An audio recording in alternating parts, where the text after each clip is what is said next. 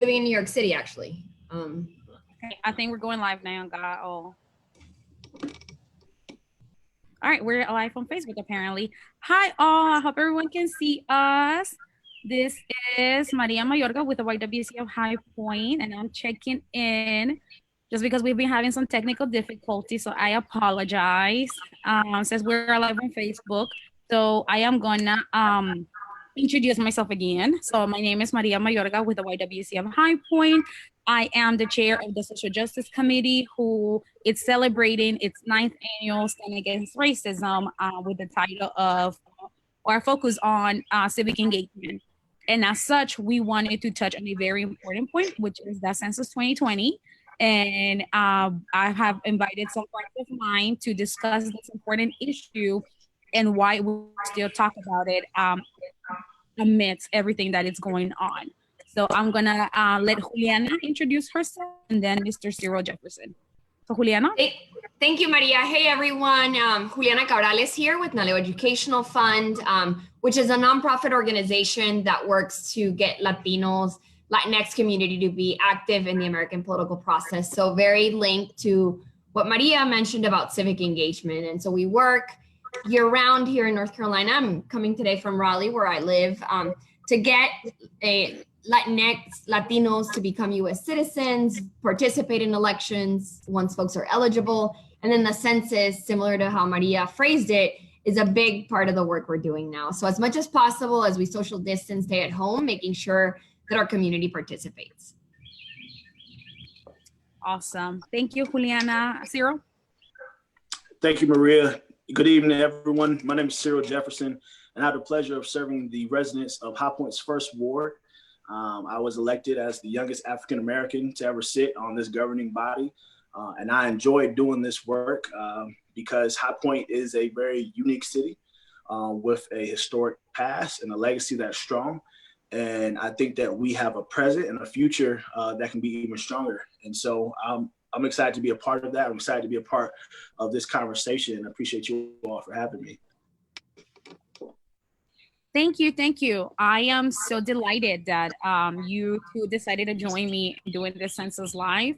We had initially done that full disclosure for the Spanish-speaking community, but we wanted to include everybody, right? Because this is not normal what's going on. I believe that now more than ever, we all need to work together and see what is important of coming together, of working together, and why it's important that we all engage in our civical duties.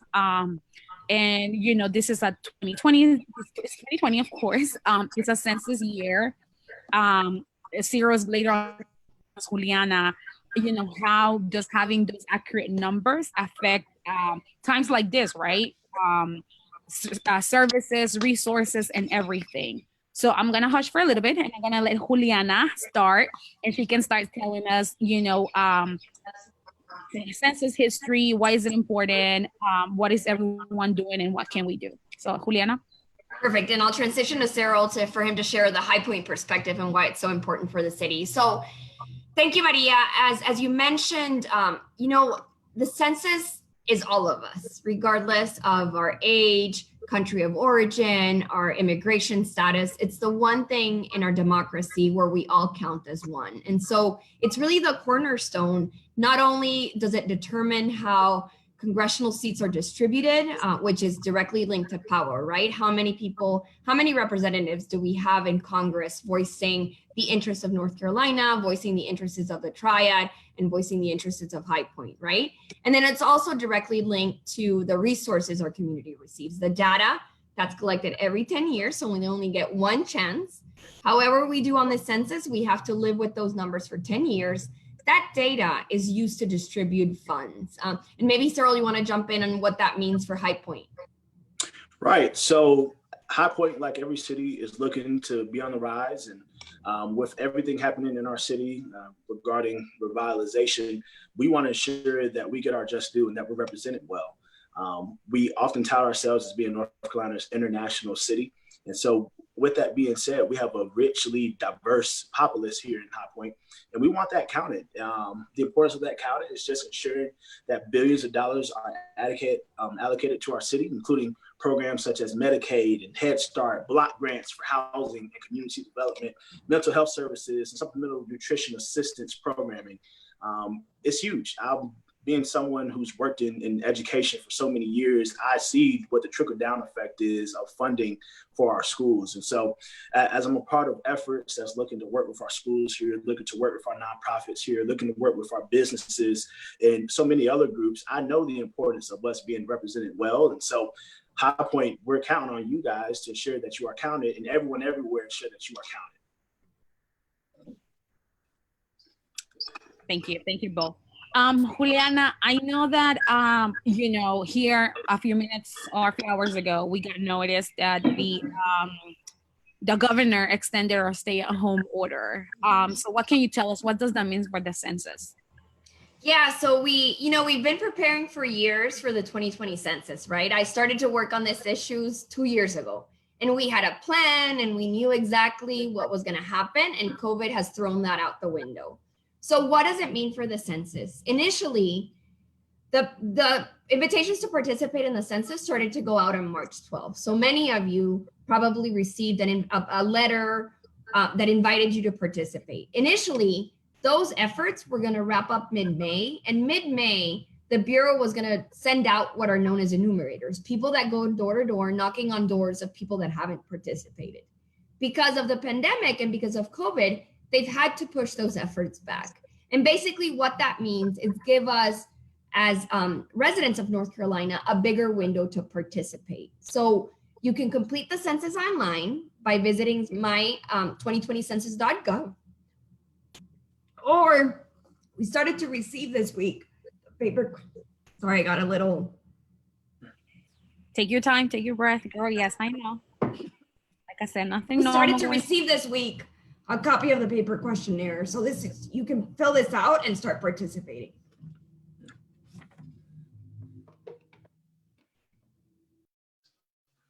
Nice. Go ahead. That's valuable information, extremely valuable. I think we muted.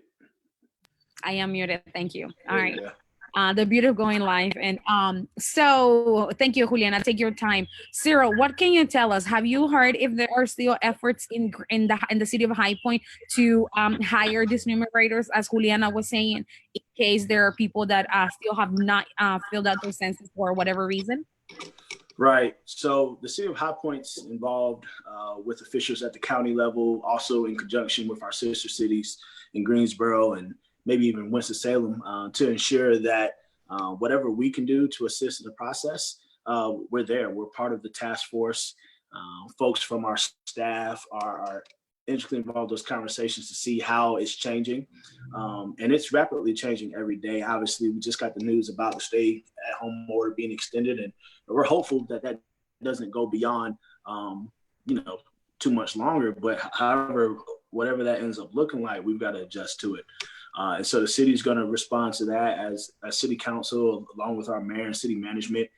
We're constantly in communication about this to figure out how we can support it. We're all being involved in efforts such as this, or efforts to instill community, inspiration and hope. And so we don't want folks, despite everything going on right now, we wouldn't want them to underestimate just how important it is to still participate in this census. And so I imagine that as things continue to develop at the county level, at the state level, and federal level, and we'll hear those things, we'll organize, and we'll do what's necessary to support it. Yeah, and if I can chime in, Maria, sorry, I caught catched my breath, and that's what happens. Yeah, that's what happens when you're at home too long. Exactly. So as I was saying, a majority of us were received an invitation mid-March to participate online by visiting my 2020census.gov. The Bureau, if you didn't participate right away, you've probably been getting like reminder mailings, right? The most recent was a postcard, and starting April 8th, people that haven't participated actually started to receive a paper copy of the questionnaire. So as the Bureau's operation's been extended now through the end of October, that just gives us community members a bigger window to participate. And I think to Cyril's point, with everything happening, and we know that many in our communities are losing jobs or have essential jobs and are having to go out there, right, and put their health at risk. Now more than ever, it's important to take the time out, sit down, and fill out the census, because if we're learning anything while we're going through this COVID-19 pandemic, it's the importance of having accurate information so that healthcare services can be provided, so that programs receive the funding they need in order to take care of everyone that resides in North Carolina. So that would be my call to action. If maybe you've thrown it away or you've been hesitant, now is the time. Take the time out to participate. Definitely. What are some of the issues that you all foresee happening if what is the new deadline again? I'm sorry. End of October. Mm-hmm. End of October. If come October, let's say November, like up to 70% here of the population has filled it out and the other one hasn't, what do you foresee for outcomes and that sort of thing? I imagine Juliana is much more of an expert on what those outcomes look like. But for me, what I weigh and consider is when you start to think about funding and you're thinking about representation at the highest levels of government, and you're thinking about decision makers. I've been one of those people who always wondered what it was like to be at the table making decisions. And I know how critical it is to be there now that I am there, which means I also know how critical it is to ensure that districts where folks are voting and we're putting representatives in seats, I know how important it is that those districts and those representatives truly do represent the people who live in a certain community.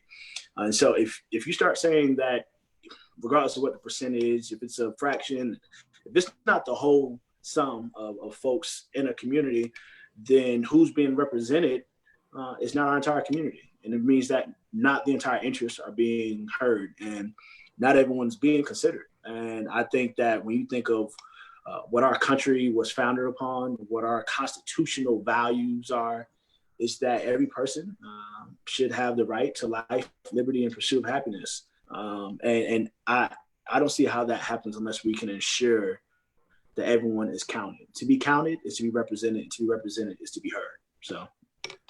Yeah, and I think just to add in on that, the importance of the local funding piece. So if we have a 6-month-old baby, and let's say they're not counted this census, right? The next time we have a chance to count that individual and make sure, that child, and make sure that that High Point's receiving the resources that child needs, is when that child is 10 years old. So you've missed out on funding resources for one child, for every person that doesn't get counted. And we only, we'll only get to revisit that number in 2030. So there's big long-term repercussions, everything. Cyril, you touched on being an educator, right? How data about very young children in High Point influences where schools are going to be built, resources that the state, the local governments send to schools, all of that is going to be impacted if we don't have an accurate count. Thank you so much for bringing up the education point, right? Because I do know that everyone cares about education, right? A good percentage of the population has children, nephews, so, that's what keeps our population growing. So can you all talk about the impact this has on our school systems? To give you some backstory, for example, Juliana, Sarah and I sit together on this committee and in several committees that talk about what's going on here in Guilford County schools.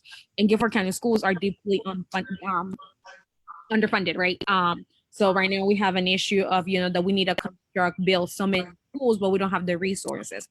How does, us, taking 5 minutes out of our day, filling out that census that later on Juliana is going to explain what questions it covers. And, how does that 5 minutes is going to impact the rest of my life, my children's, my grandchildren, and all of that? Can you all touch base on that?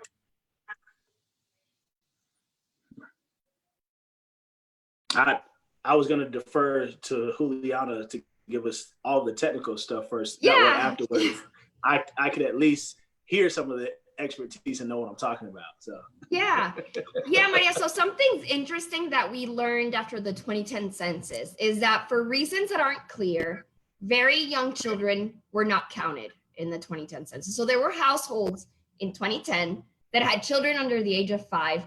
They responded, but for reasons we don't know, left off very young children. And so we actually, at NALEO, we did a report that estimated that close to 9,000 Latino children were not counted in 2010 here in North Carolina. And that's just Latino children, right? If you think about other communities that have a high percentage of of young children, that gets magnified. And so when we miss out on counting young children, I was touching about earlier, where do new schools get built? What funding is needed for food, for other educational resources? All of that is underestimated. The country has one big pot of money, and those funds are going to be divided by state, by city, by locality. And if a state has a better count than North Carolina, more resources go to that state, though, right? And it might not necessarily mean that they have a higher population. They just did a better job at counting themselves. And so that's why it's really crucial right now. I was looking at some data that North Carolina right now ranks 38th out of 50 states. So we're not doing very well right now about counting ourselves. And so that's kind of an important reminder that every person that doesn't get counted is between $1,600 to $2,000 we might lose on in the future. Wow. Putting those numbers into the conversation really gives perspective. $1,600 to $2,000 a person lost. And we start saying if 30% of our populace is not counted, I mean, if I do quick math on 115,000 people, you're talking about over 30,000 people. And you do the math on 1,600 to 2,000, where we're talking over $70,000 lost. No, I'm sorry, $2,000 times that. We're talking over what, $60 to $70 million lost. I'm sorry. And so that's perspective for you. You know, you mentioned schools, you mentioned some of the work that we do, Maria, on various committees and groups. I'm going to mention for a second that our county is considering a huge funding opportunity for our schools, for capital improvements, a facilities bond that would allow us to rebuild schools, to build new schools where they're needed, to knock down schools that really have had deferred maintenance for so long and are outdated. And it's a huge need. And so I'm going to be a little particularly verbose in how I explain this, only because I think the full picture allows us to fully understand the gravity of it. And so whenever a business decides to come to a community, or at least they're considering coming to a community, they're looking at a number of things. And what's high on their list of priorities is the location of it, right, in regards to like transportation. But then another huge thing is education. Because, I mean, education, you want to know the quality of a community, or you want to know the standard of a community, look at the nature and status of its education. And so when you start saying that, well, Guilford County, Piedmont Triad, you know, North Carolina, whatever, that we're a great state, we're a great region, we're a great city and county for all types of reasons, and we're looking to recruit, and you could sell the point that our location is ideal because folks can hit all types of highways and interstates and get where they need to go. We've got an international airport. We've got a railroad that goes right through both our cities, major railroads. And so transportation is there. But then when you start looking at education, you know, if Amazon has to put a new headquarters somewhere, or any other company that's looking to relocate, our economic development folks, I think, do a phenomenal job in High Point, Greensboro, Guilford County, and throughout the entire region. But if they've got to sell that, well, hey, we've got schools that are outdated and there's no way to fund it, and you know, this is kind of what we have to deal with, businesses are going to take that into consideration. And those businesses may say, well, I'm going to go somewhere else where the schools are better and they also have good transportation. And so now losing out on that business, the economic impact of that is that those are jobs lost. Those are families that are missing out and being fed. Those are opportunities and American dreams that may be put on standstill. And so I just, you know, I'm a huge fan of education, and advocating for that also means that we have to advocate for everyone to be counted correctly. So please be counted, if not for anything, but for our future, which is to say our children. Yeah. And I know on that, Cyril, one conversation that Juliana and I had on another call that we had about the census is that because of the census, we know we have an approximate how many children are going to be in preschool in the next, if there's a 6-month-old baby in the next 3 to 4 years, right? So the government already allocates a certain amount of number that is going to go with that child from pre-K all the way till 12th grade, right? So we already know that if they live in this district, then there's an expectation, if they don't move, that certain amount of money is going to stay in that school district, enhancing the possibilities of funding for that school. So AKA more supplies, more funding for the teachers, that sort of thing.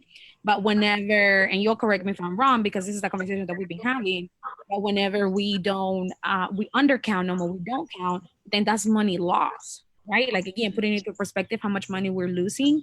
When you don't count someone in that area, then it's expected that they're not going to get that certain amount of money, which is why we have the issues that we're having. And that's why, the city is looking to propose this bond, as Cyril saying, and that's a whole nother story. But I guess in our part as citizens, all we can try to do is do our part, right? Fill out the census and try that in the most easiest way, bring in this money for the meantime. Am I wrong, right? Thoughts? Yeah, absolutely right. Oh, you're right. Yeah. Okay, yeah. So I think that's like I was saying earlier, if there's one thing to think about why it's important, I think we can start with our children, because one way or another, there's a child in their life, directly or indirectly. One thing that I wanted to ask Juliana is, can you explain us what is in the census? Like, what's the big fuss? Like, what is it that people can expect or will expect? Yeah, so it's super important if maybe you haven't filled it out or you haven't gotten the paper questionnaire, to just remember what's being asked and what's not, right?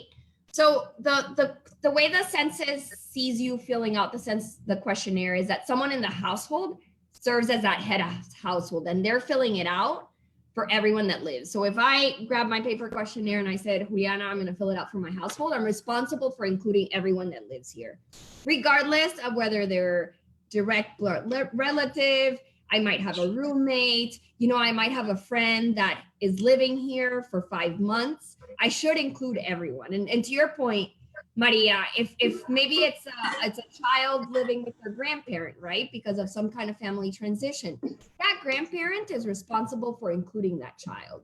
As long as that child lived in that household on April 1st, 2020, that child should be included in the questionnaire. So what does a Census Bureau ask, or what are they collecting? So from each person, they asked first, last name, whether the person's sex, so male and female, person's age and date of birth. And I think to that point, Maria, that age and date of birth informs how schools are impacted, right? And projections for how many children will be in school districts. Additionally, there's a question about race and there's a question about ethnicity.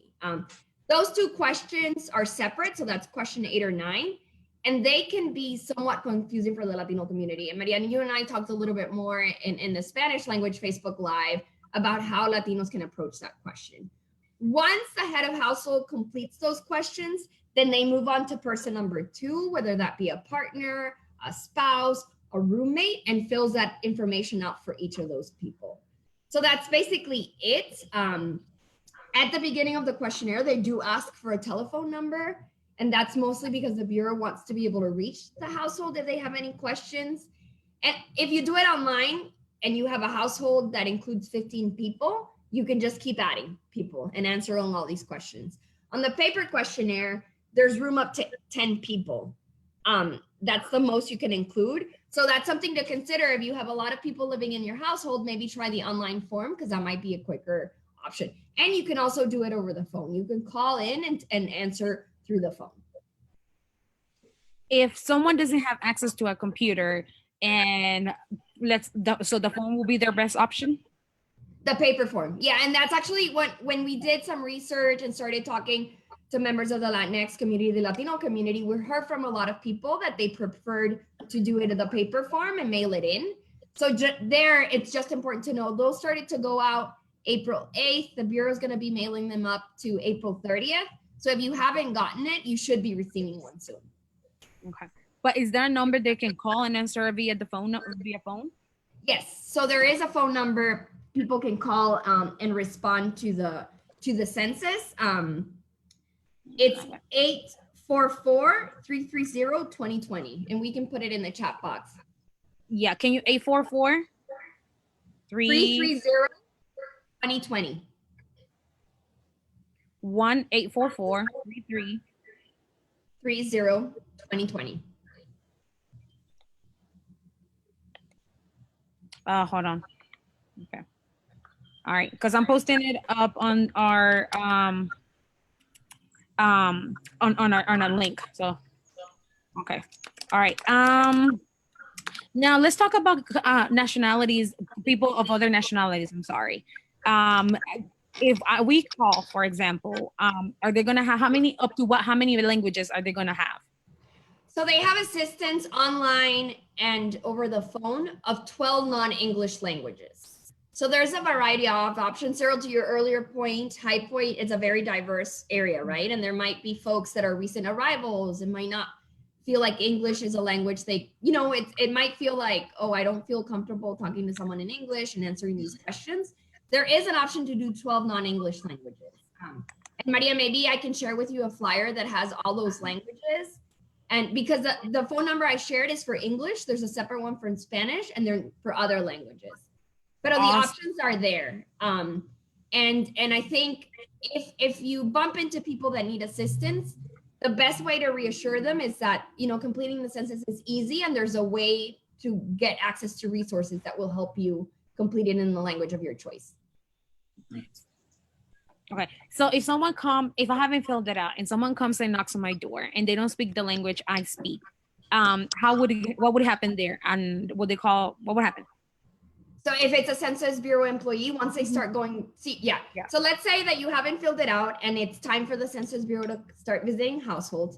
Even when someone knocks on your door, and maybe you've been thinking about it, right? But you haven't done it. And it's that knock what makes you act. You can still go online and call. You can let the person know, hey, I'm sorry. Yes, I've been meaning to fill it out. I'm going to go online and do it right now. And you're good to go. So that option to respond for yourself is going to be open up to the end. So that would be my best suggestion. Even if you wait and someone comes to your door, which won't happen for a little bit because of COVID-19, even when they do come to your door, you have that option to go online or call. Awesome. How would the census use this information? Would they share my information with other agencies? How would that go? How would the sharing of information among agencies in the United States go? Yeah, so that's a big question that we're hearing from community members, Cyril, and I'm sure in your conversation with community members, you probably hear a lot about confidentiality concerns and why does the government need this information? I think we often get that question about race and ethnicity, and we didn't touch on this earlier, but this data is also used to protect our civil rights. So when we think about voting in this country, right, and protections that exist for communities that have been disenfranchised, whose access to the ballot box has been limited, this data on race and ethnicity is used to protect your civil rights. So that's really important, and the importance of, answering those questions so that our state, our country knows who lives where and whose rights need to be protected, right? With regards to your question, Maria, who has access to this info? So first of all, the data the Bureau collects can only be used for statistical purposes. And the personal information cannot be used against people that respond in court or by another government agency.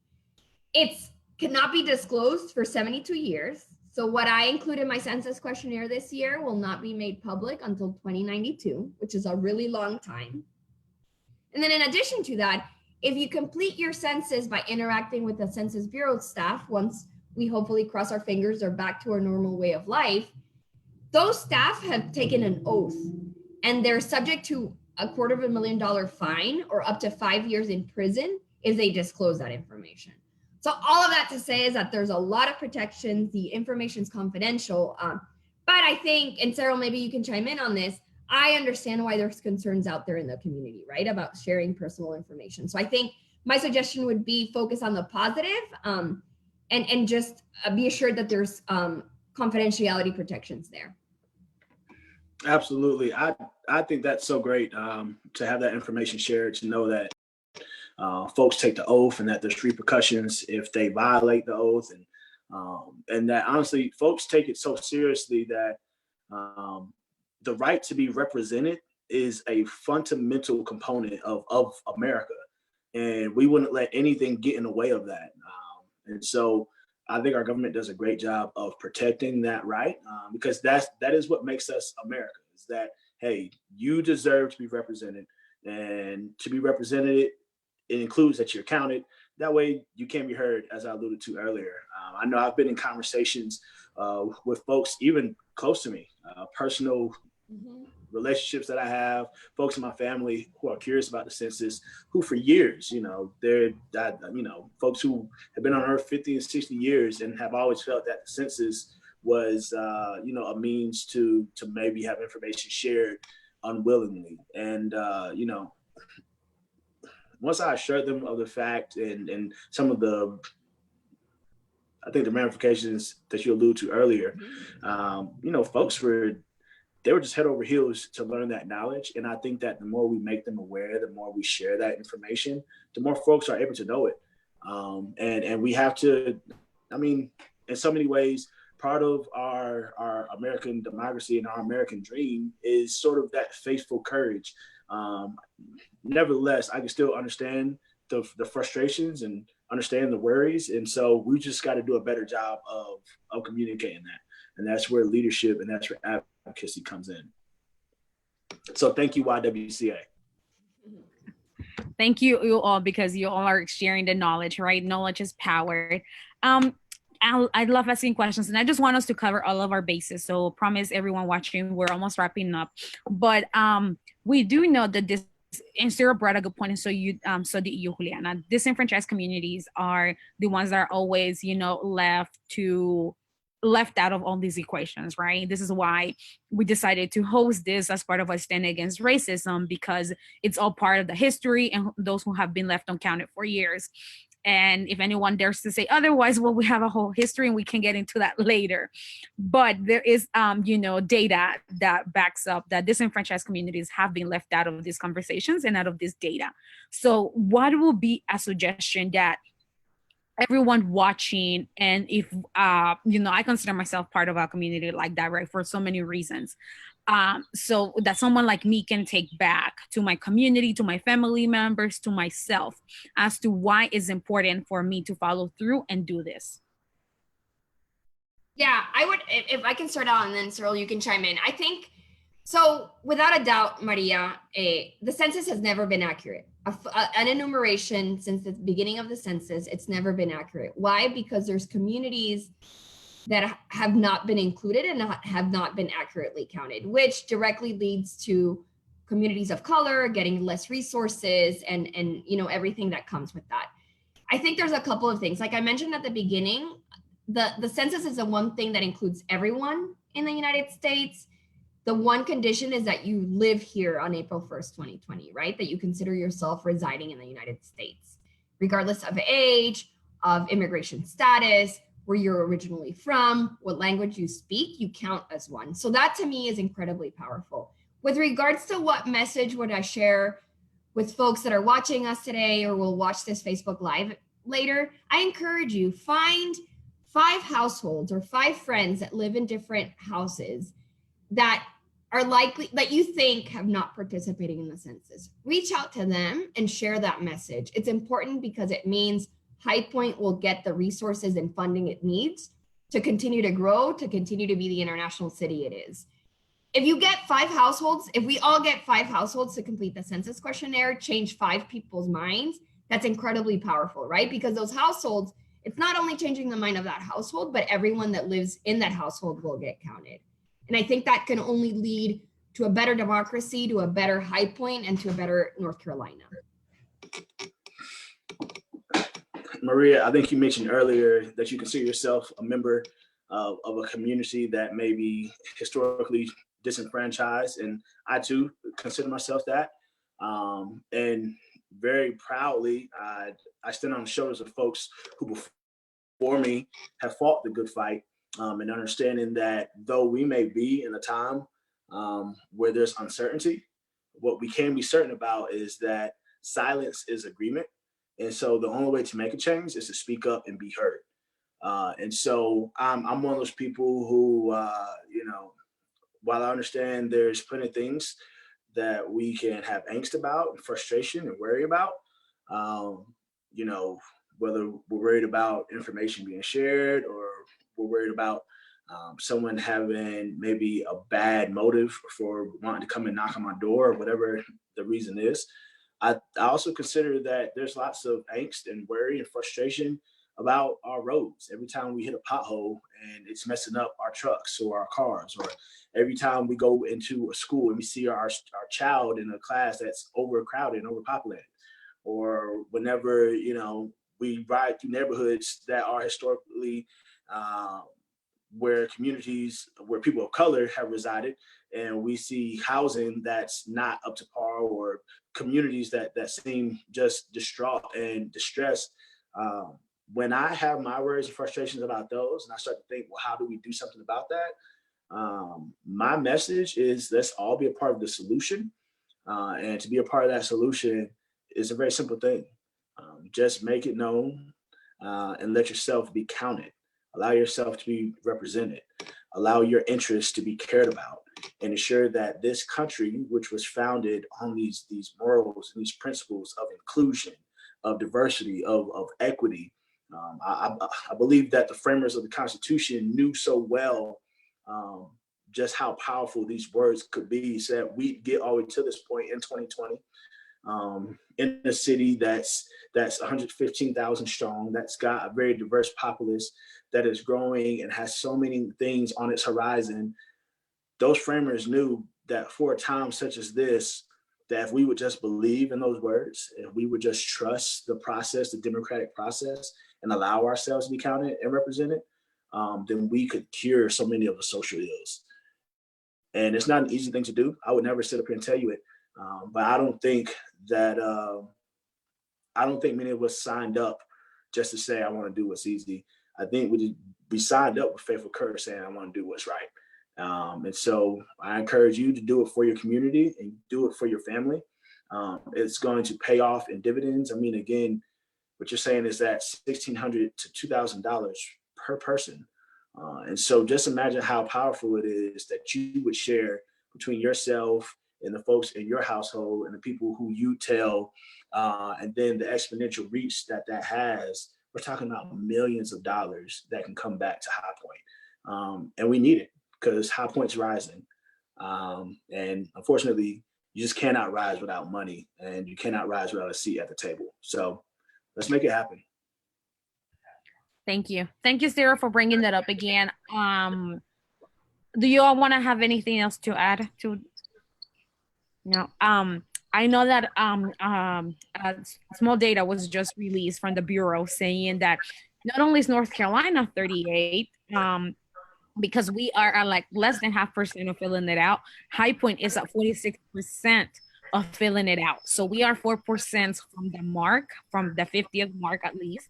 I know that, we would love 100%, but I know, again, in the same coalitions that we are part of, we have talked that at least if we get to 80%, right? 80% at least, and I think we should strive for around 100.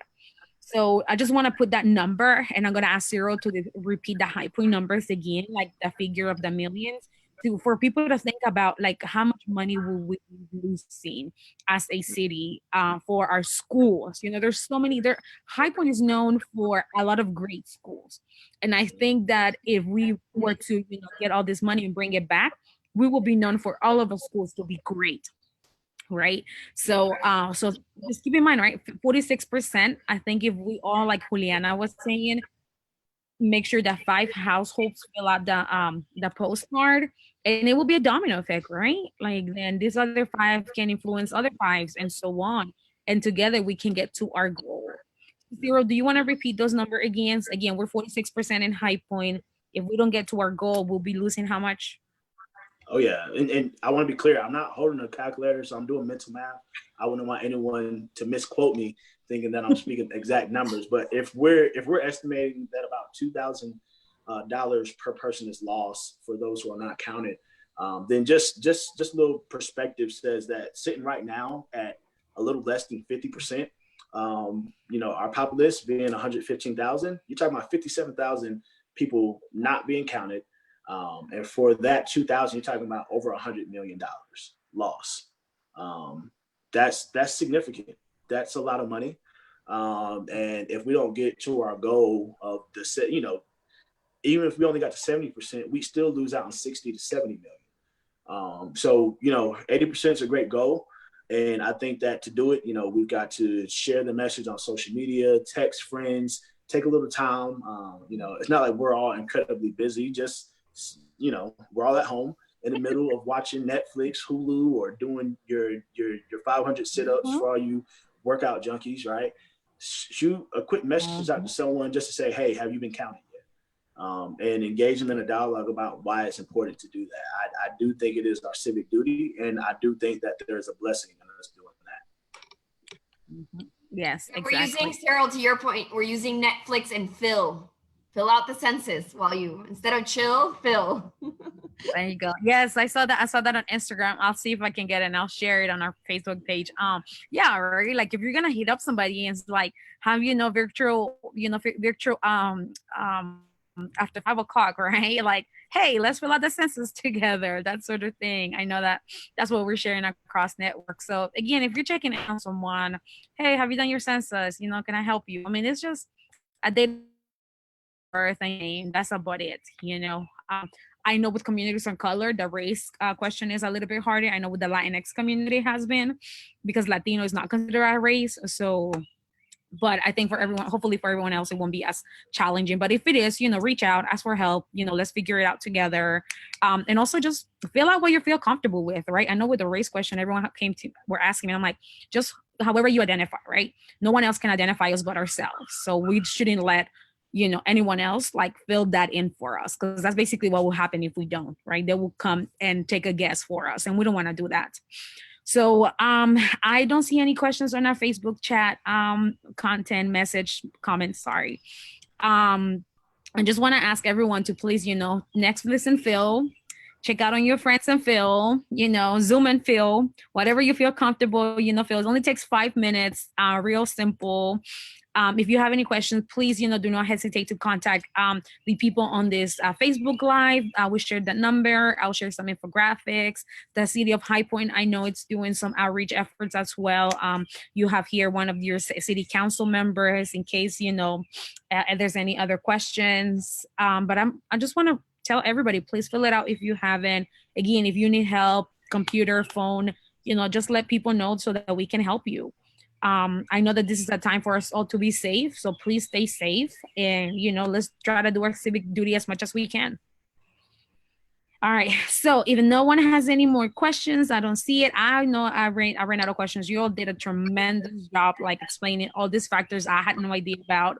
So I just want to thank you, the two of you, and I just want to say thank you so much, and I hope to continue to work with you all in the future. Absolutely. Thank you, MJ. Thank you all, and thank everyone for watching. We will catch you at our next Facebook Live. Thank you all. The W makes the difference. Yes, we do. And so do all the two of you, okay? So yes, thank you for being awesome community leaders. Thank you all.